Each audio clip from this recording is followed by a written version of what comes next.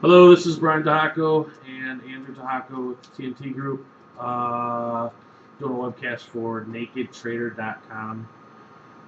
Basically, wanted to give you a little brief overview of unemployment and basically what we think after the number here. So we had our release at 7:30. They were looking for 196,000. We came in at 192,000.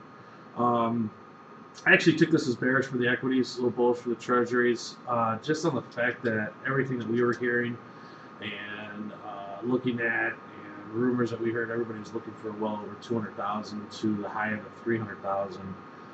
So coming in just under, I thought was a little bit bearish for the equities, a little bit bullish for the treasuries.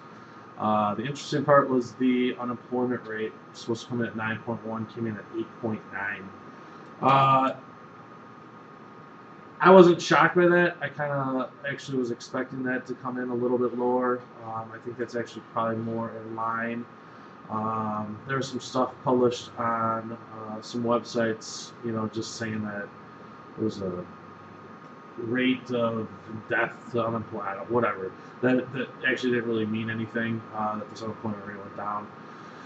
Other than that, the other things we looked at were those hourly earnings. Everything else kind of went down, which was bearish. So overall picture on it, I thought the number was bearish for the equities, and then you threw on top of that pretty much where oil was, and still what's going on in the Middle East and everything like that. I like being short the equities, but it's the same picture, perfect day. It's just there's just no movement. I mean, it's seems like our only strength or power play is when we go up in the equities, and that's pretty much it.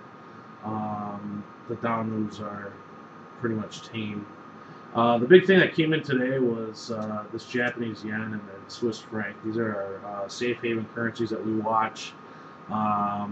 They just ripped. Right, right. I mean, they went from getting hammered and just reversing strong big time, which basically put on, we watch, to basically get short the equities also. And they just turned around. Yeah, I think I'm still bearish those. It's just I think it's gonna take a while. Once all this stuff kind of passes through. I mean, I'm still bearish. It's just picking your spots and when you get in and how long you can hold it for. Actually, going through those numbers, I stay pretty hands off today overall. Last time this kind of happened with unemployment, where you kind of had a disappointing headline number, but the actual rate kind of went lower. They actually took that as a positive thing, and today, we had the headline number a little disappointing, and actual, the rate lower, but they're starting to hit equities a little bit off of it. But I stayed hands off. I don't really numbers like that. I don't really trust. You could take it either way. So I stayed hands off, and I'm just gonna kind of let them play it out today, and kind of attack the markets back on Monday and see how they kind of play out today, and go from there, I guess. The other thing, position-wise, still like being short the 30 years. I know we got a bounce today, and I'm still like being short 30 years.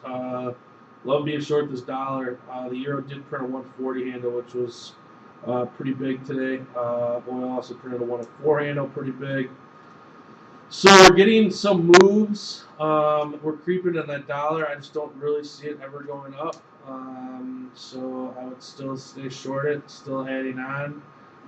Euro around the 140.18 area. I'd be careful. We could be checking there. I was looking to possibly get short in there for the fun, but it's just I think it's too risky right now. Oil, big thing that just came out, and basically what's happening on everything is they raised the margin requirements on oil. Got short a little bit of oil off that. Thought maybe we'd see a little bit people puking their long positions because they can't afford to hold it. Same thing's going on in grains. It's kind of the thing going on everywhere. There's just too much risk in the market, and these exchanges they must be taking a hit on people getting blown out and are trying to raise the margin requirements. So keep an eye on that across the commodity sectors. Other than that, that's all I got. I would call it a shitty Friday.